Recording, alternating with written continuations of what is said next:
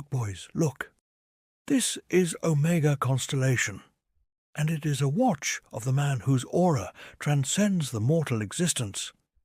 This is not for the guy asking Reddit if his squirrely is enough. This is for the being who silently enters a room and immediately makes 3 people insecure, and they don't even know why yet. The dial on this constellation is so gorgeous, it should come with a health warning. The hour markers aren't just indices, they're architecture.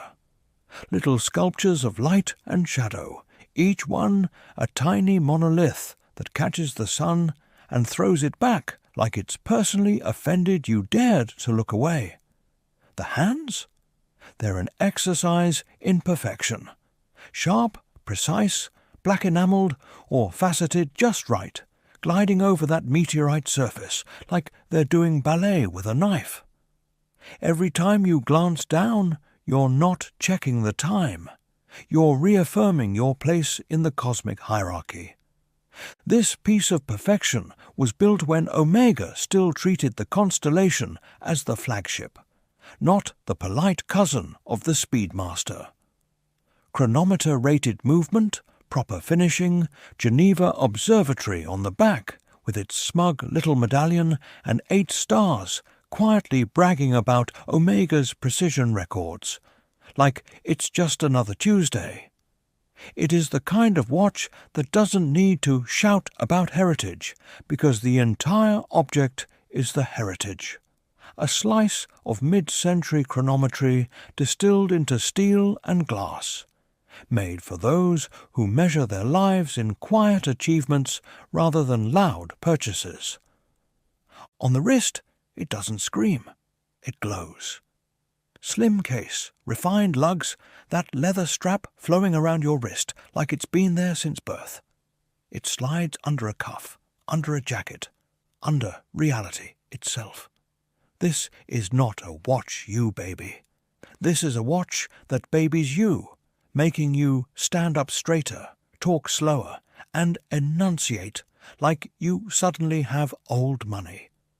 If you wear this, you're not just some guy into watches. You're curating your own myth.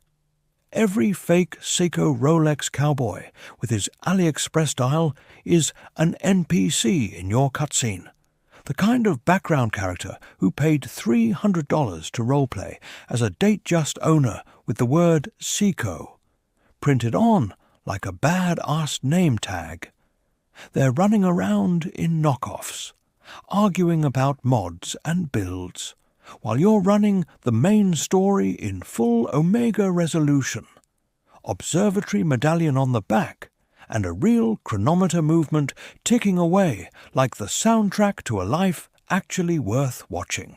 The constellation doesn't care about their feelings.